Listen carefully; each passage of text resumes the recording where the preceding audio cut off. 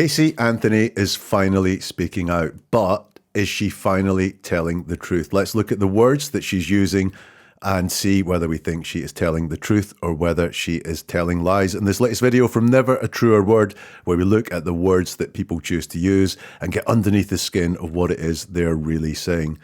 So Casey Anthony is a true crime favourite, and she's given an interview for a Peacock docu-series which is called Casey Anthony, Where the Truth Lies. And some of the words that she's using have been used in articles in the press as a preview for this docu-series. So do I think that she is telling the truth when she says that her dad, her father, is the person responsible for the death of her daughter? And what do I think is it that she unwittingly reveals in her words when she talks about her part in her daughter's death? The facts of the story are, in 2008, her two-year-old daughter, Caylee, went missing. Casey's behaviour around this time was bizarre. About 6 months afterwards, a body was found, presumed murdered. Casey was charged, but she was found not guilty and has always protested her innocence. So when she's talking now, is she telling the truth or is she telling lies? I'm going to look at the words that she uses and the words only. So I'm going to try not to look at the logic, and some of it is a bit bizarre in this interview, so it's going to be hard not to go into the logic, but I want to really focus on the words that she uses. Just a word of warning, when we're looking at these words, sometimes there's going to be some jumps in time, and often when we look at jumps in time in people's words, they're hiding something, but I don't know how this flows. These are just excerpts from the full interview, so I'm going to give her the benefit of the doubt if there's jumps in time, that she's maybe not hiding something, just that the extracts have been selective that's been used. So let's dive in, and the first thing she says is, I wasn't feeling that great. And this is her talking about the events of the day that her daughter died, went missing, whatever the story is. So the very first thing she says is, I wasn't feeling that great and I wanted to lay down. I had her lay in bed with me. The first thing I see here is distance. It's almost like a narrator telling a story rather than someone saying events that happened to them, events that they were part of. If you look at it, it's not, I didn't feel great. It's, I wasn't feeling that great. It's not, so I lay down. It's, and I wanted to lay down. And it's not, she lay in bed with me. It's, I had her lay in bed with me. Now, this distance that's there, it's not as direct as it could be. It's not as lived in as it could be. This distance doesn't prove that Casey is lying here, but it's a marker. And what we're looking for are markers of deception in her words. So I'll take this as a, there could be a bit more happening here. Not definite proof that she's lying here. Do notice that this is all in past tense. The next thing she says, I was awoken by my father shaking me and asking me where Caylee was. That didn't make sense. She would never even leave my room without telling me. I immediately started looking around the house. I go outside and I'm looking to see where she could be. Well, again, this starts almost novel-like. I was awoken. Do we really say that in day-to-day conversation? I was awoken by my alarm at 6 o'clock. We say, I woke up with my alarm at 6 o'clock, or my alarm woke me at 6 o'clock. So again, I've got this novel-like fiction narration feeling going on in the words, that distance again. Listen, 2-year-olds do a lot of things that don't make sense. In fact, it's surprising when they do things that make sense. So, I don't like that. But that didn't make sense. And she would never even leave my room without telling me. You said you were ill. You kind of inferred that you were asleep. So you don't know, you don't have the information to say that she didn't tell you. She may have used the words. And so I'm starting to think that, again, there's more elements of fiction here. And look at that phrase, she would never even leave my room without telling me. If she said she would never leave my room without telling me, I'd be fine with that. It's straightforward. But the addition of even suggests that she knows what the eventuality is. So she's telling this, that she knows and she's trying to say what she felt at the time. That didn't make sense. She would never even leave my room without telling me. For example, if your boss bought you a huge bunch of flowers to say thank you for doing a bit of work, you may say, he's never even bought me a cup of coffee before. And you have the even in there because you have the eventuality of the roses. So that suggests to me she already knows the eventuality. She says she immediately started looking around the house. Why do we need to know it was immediate? Why do you need to tell us, Casey, that it was immediate? Is this to make it look like you cared and you took swift action? And then the last bit, I go outside and I'm looking to see where she could be, is in present tense. We expect past tense when someone's talking about something that happened in the past. When people go to present tense, either they're talking about things that are happening now, or if you're making a story up, you may go to present tense more often because you're making the story up, you're seeing it for the first time in your head as you're making it up, and that's why you would be using present tense. We don't know which one it is, but it's another marker. She's talking in present tense.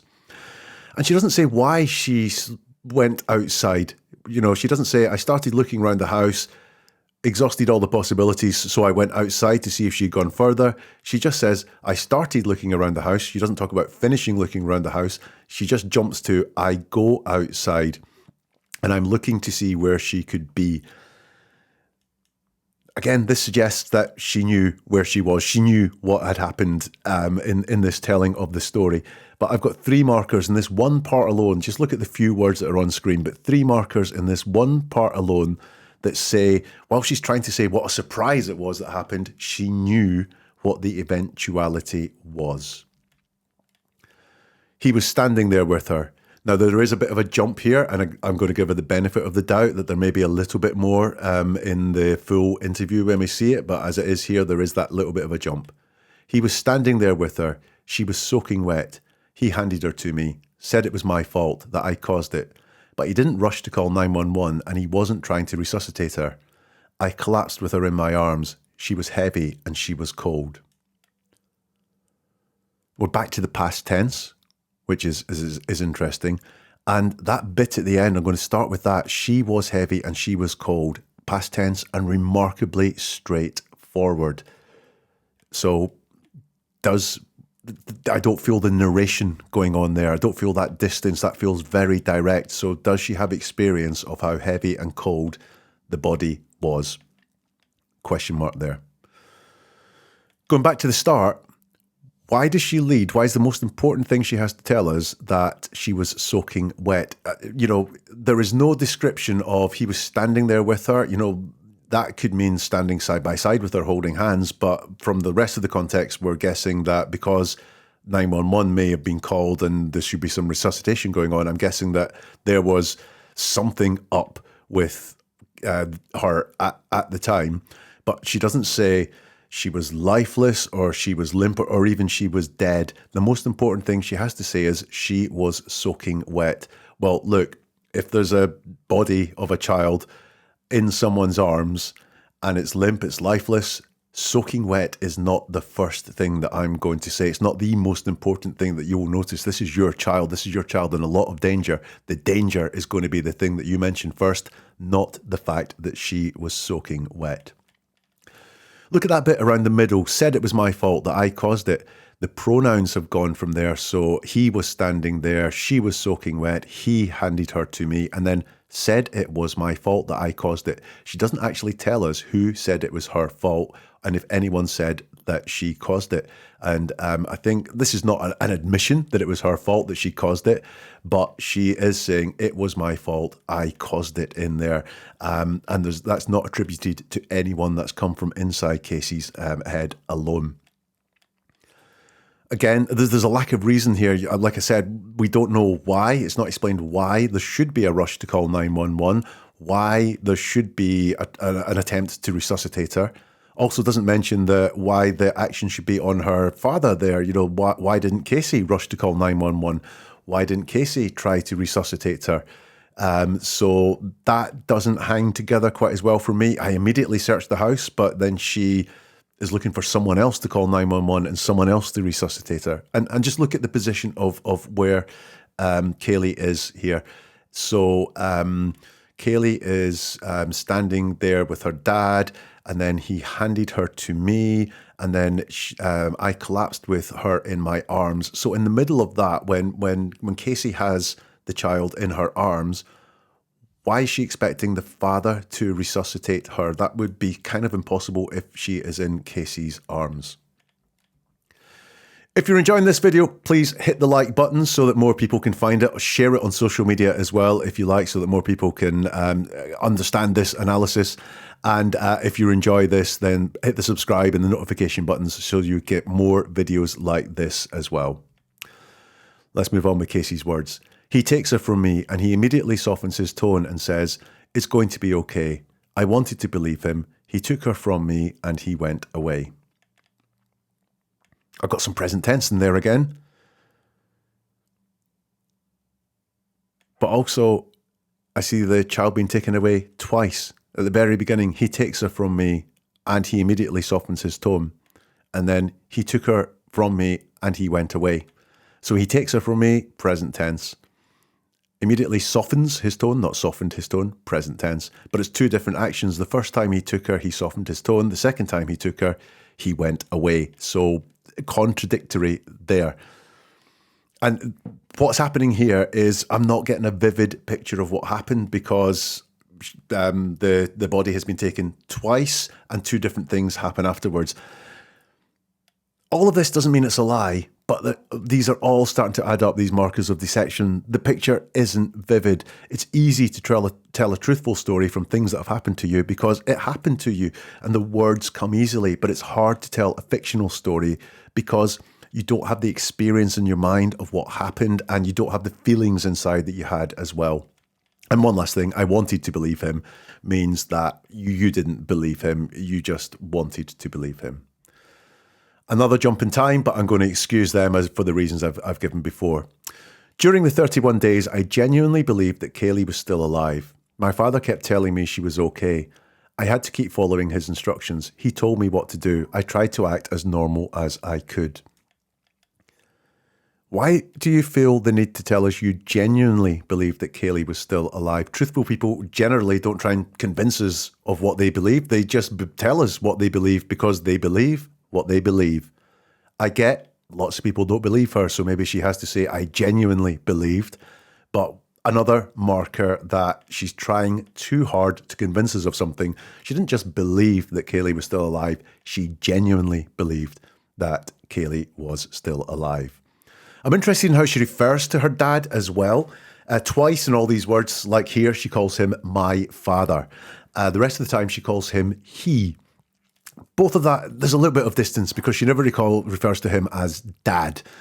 She refers to him as he or my father. So I detect some distance there between them. What I don't detect is disdain for her father. And that's quite interesting that if everything had happened as she says it's happened, I would expect a bit more disdain for her dad to be there, but it doesn't seem to be there in her words. There is the distance, but there doesn't seem to be the disdain. And my father, is that an attempt to be formal? I think most of us would call our dad or whatever sort of soft name we have for our father. My father is quite a formal way of referring to him. Is that just to gain authority, or is that a little bit more about the distance? If I was asking the questions here, I'd be in these 31 days, why didn't you call 911? Because, you know, your father kept telling you she was okay. So you obviously had some worry that she wasn't okay. And he was instructing you to do things. So again, that's all a bit weird. So, you know, why did you try to act as normal as you could? If you have this worry, he has to keep telling you she's okay. Why didn't you do something else? It might not be call 911 because, well, we know why you might not call 911, but there's no reason there for, definitely in her words, that she was worried, but she didn't take any action whatsoever, and she doesn't tell us why she didn't take any action whatsoever. A warning, the next set of words, they could be, if you're a bit sensitive about some things, you may want to just skip the video forward a couple of minutes while we deal with the next set of words, because Casey is going to talk about what happened to her when she was a child, or what she says happened to her when she was a child. He'd put a pillow over my face and smother me to knock me out. That happened several times. I'm sure there were times where I was incapacitated, where my body was limp and lifeless.